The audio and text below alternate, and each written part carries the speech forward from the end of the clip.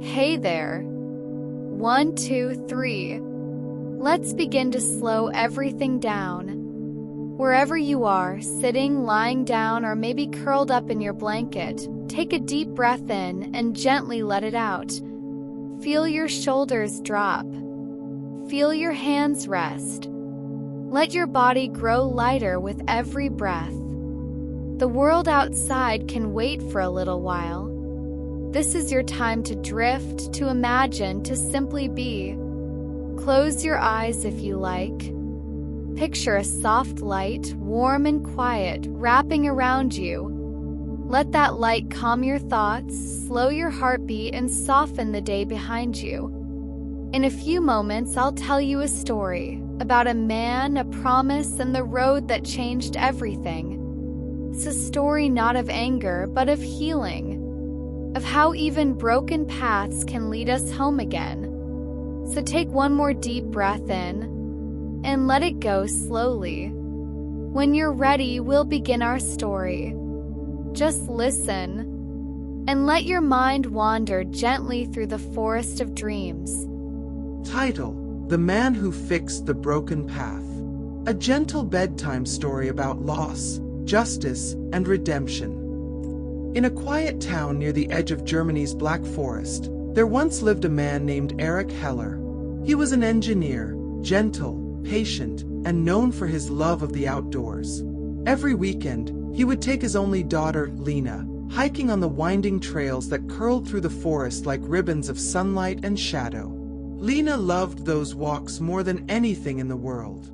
She was only 10, curious, bright, always talking about the shapes of clouds and how trees whispered secrets when the wind was right. But one spring morning, everything changed. It had rained for days. The air smelled of pine and wet earth. Eric and Lena set out for their usual trail, the Himmelpfad, the Sky Path, famous among travelers for its beautiful cliffs and stunning views. Halfway up, Eric noticed that part of the path was cracked, crumbling near the edge.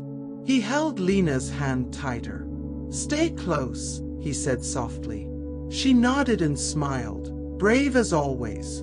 But just a few minutes later, a large piece of the path gave way beneath her feet. Eric lunged forward, but he wasn't fast enough. Lena slipped through his grasp and disappeared into the mist below. The rescue teams came. The media came. The Minister of Infrastructure himself came, speaking grand words about unfortunate accidents and future safety measures. But for Eric, none of it mattered. All that remained was silence, and the ache of a father who had lost his child because someone, somewhere, hadn't cared enough to fix a broken path. He learned later that maintenance reports had been ignored, funds meant for repairs had been redirected, and signatures had been forged. And the man who approved it all was Minister Klaus Reinhardt, a wealthy and powerful man with connections in every corner of the country. For months, Eric said nothing. He smiled politely when neighbors offered condolences. He went to work. He walked alone. And he planned. Not for revenge and anger, but for understanding. He wanted the minister to see what negligence felt like. He sold his house, bought a small cottage in the woods near the old hiking trail, and waited. One autumn evening, when the world was quiet again, news broke that the minister's family would be visiting a private villa nearby for the weekend. Their route would take them through the same forest. Eric's plan began that night. He studied their schedule, the security, the staff. He was careful, not to harm, but to wake the conscience that had been asleep for too long. When the moment came, he intercepted the minister's young son, Noah, during a walk with his nanny. He spoke gently, kindly, told the boy they were taking a shortcut back to the villa. The nanny never suspected. Eric looked like any calm, quiet local. Within minutes, they were gone, disappearing among the trees. When the authorities discovered Noah was missing, chaos erupted. But Eric didn't run. He simply sent a message, short and clear. No ransom.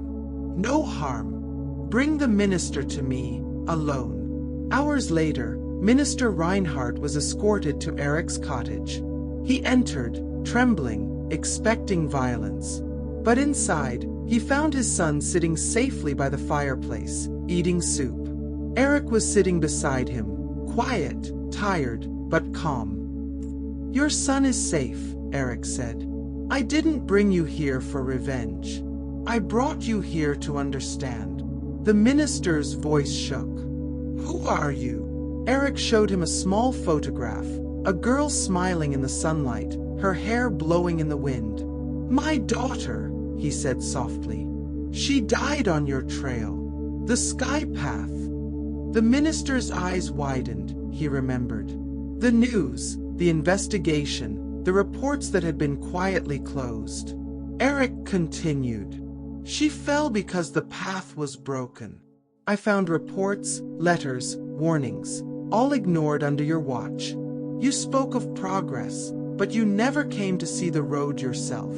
There was no anger in his voice, only sorrow. He pointed toward a stack of files on the table. "I've gathered everyone who worked on that project, the engineers, the contractors, the inspectors. They're all coming here tonight." And they did. One by one, cars arrived through the misty forest.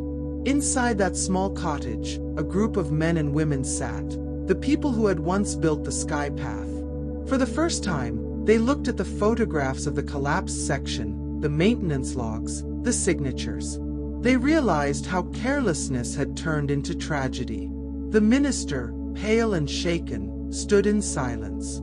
Finally, Eric said, "You all built a road that was supposed to bring people closer to nature. Instead, it took my daughter away. I can't bring her back, but I can make sure no one else loses theirs." 4 hours, they spoke. Not in anger, but in truth. Blueprints were redrawn. Funds were promised. And before dawn, plans for a new sky path, safer, stronger, were born in that little wooden house. When the minister finally left, he turned to Eric. "I can't undo what happened," he said, "but I will make sure her name is never forgotten." Eric nodded. "Then keep your word."